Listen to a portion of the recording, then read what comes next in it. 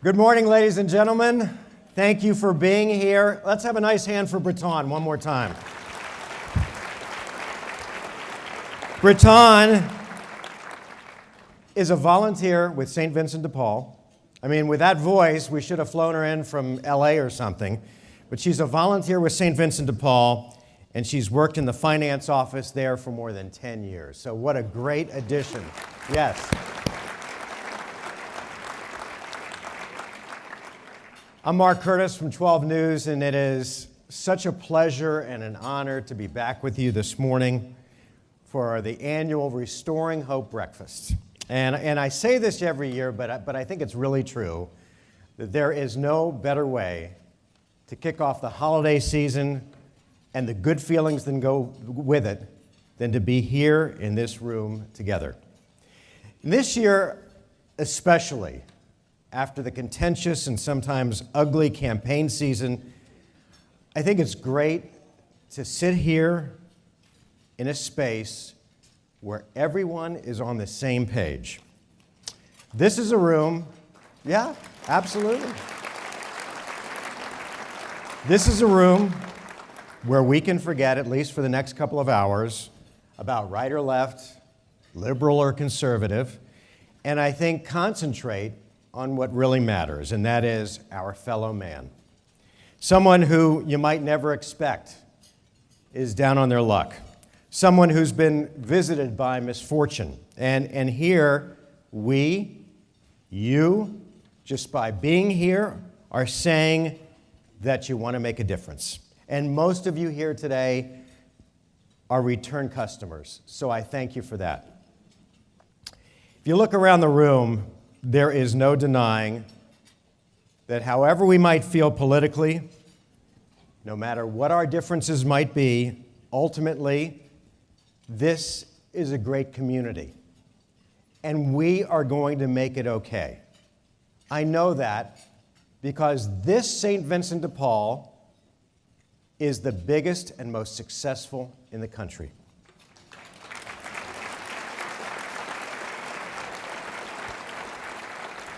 This is a great community filled with great, caring people. And I said to Steve Zabilski the other day, who I love, he is one of the best men that I have ever met. And Shannon Clancy, such a tremendous woman. I said to them that coming here every year is kind of like a shower. You shower off whatever's happened over the past year. We're approaching the holiday season, and this is the time where we can all sort of bathe in that good light of something that's good and right, and that is just the simple gesture of a helping hand. One of the themes that you'll hear today is that we are all in this together, and it's really true. Any one of us could, at some point, when we least expect it, hit the rocks on the beach. And it's comforting to note that there are spectacular organizations like St. Vincent de Paul that without judgment, unconditionally, are there to help. They're there to help and they say, what do you need? Do you need medical care? Done. You need braces for your child because they're afraid to smile in public? We can take care of that. A hot meal? We've got that. You're in between jobs and you have no place to sleep? Here. You can rest your head with us here. Of course, that all takes a helping hand, and that's why I am gratified that all of you are here with us this morning, taking time out of your busy days with the best intentions to help in this noble and worthy endeavor. Earlier this week, I had a chance to visit some of the new facilities down at the main campus, and I was blown away. The truth is, that wouldn't have happened, that addition, that capital campaign, which raised money to improve the facilities down there 100%, wouldn't have happened had you not been here last year and the year before. So on behalf of St. Vincent de Paul, thank you for your generosity.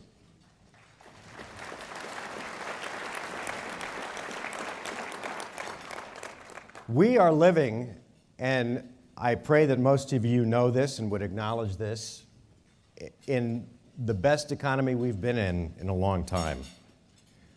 But all you have to do is drive down the street, and you can see that the need for St. Vincent de Paul and all that it offers has never been greater. So I want to thank you for being here this morning, for your willingness to help, and your unconditional love for St. Vincent de Paul, to help, clothe, house, and heal those who are in need, because we are all in this together. Now, I know some of you are numbers people, so let me give you some numbers so you can leave here and say, Curtis didn't give me any numbers. How many meals? 4,000 a day. More than 25,000 visits for showers, clothing, and support every single year. And sadly, those numbers are only going to go up. St. Vincent de Paul's goal, though, is to get people back on their feet so they don't have to come down there. St. Vincent de Paul's goal is to get self-sufficiency for anyone who needs it. Last year, more than $3.2 million was paid out in rent, utilities, and other forms of assistance so that people could get back on their feet. Everyone who knows at St. Vincent de Paul knows and believes this. It's easier to help someone from becoming homeless than it is to help someone out of homelessness. More than 15,000, another number, medical and dental visits each year. And you're going to meet the directors of the medical clinic and the dental clinic this morning. Look, there are, and I know this, there are so many worthwhile organizations out there, and they all need your help. But ask yourself this: what organization provides more help for more people, utilizing more volunteers, with more compassion and love than St. Vincent de Paul? And I think we know the answer. But it doesn't happen without our corporate help. And if you look around the room, you see some of their logos up there. Just want to take a moment to thank all of our sponsoring companies for the support that they give St. Vincent de Paul throughout the year and every year. They're listed in your program, but many of the leading organizations and companies in our community are here, and they don't have to be asked. This is not twisting anyone's arm. They want to be here. They want to be a part of this.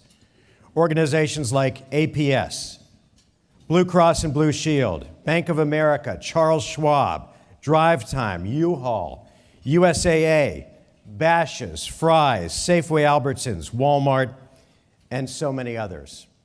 Thank you to all of those folks.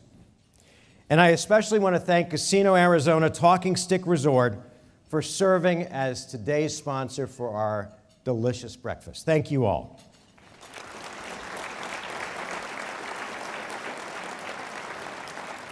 Also, a special thanks to so many of our local officials who've come here this morning: Steve Churchy, Kate Gallego, Katie Hobbs, Mary Rose Wilcox, and John Shattuck. Thank you all for being here this morning. I'd also like to acknowledge the St. Vincent de Paul Board of Directors, led by Board President Steve Atwood, and Terry Wilson, who serves on St. Vincent de Paul's International Board. A special thanks also to the Advisory Council. The council is led by John Graham and includes Craig Coppola, Phil Francis, Dr. Oliver Harper, and Sharon DuPont McCord, and of course, Melanie Walton, all of whom are with us this morning. Thank you. A special thanks also to the members of the Order of Malta and members of the Thunderbirds Charities, and Jimmy and Nancy Walker. And I know Jimmy has to leave a little bit early this morning, He is a busy guy, but who gives willingly any time St. Vincent de Paul needs help. Jimmy is there front and center. I also want to thank you. I also want to thank members of the ASU community who have joined us over the years. Thousands of students and professors have been involved in virtually every aspect of St. Vincent de Paul's work. Thanks to Sybil Francis, Dale Larson, Patty and Duke Ryder, and all of the great Sun Devils who are with us today, and my old boss, John Meisner.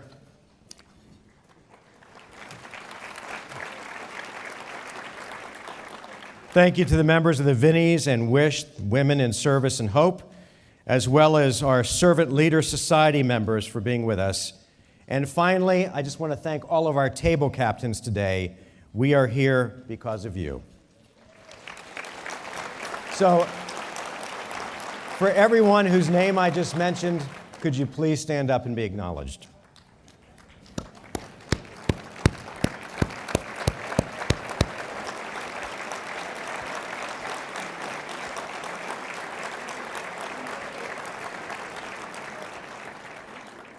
Bishop Olmsted was supposed to be here. He's here every year. But the bishop is snowed in today. As you may have noticed, there's a little snowstorm back east. And so with us today, I am so grateful because you are in the very capable hands of Father Fred Adamson, the Vicar General of the Diocese of Phoenix, for our invocation this morning.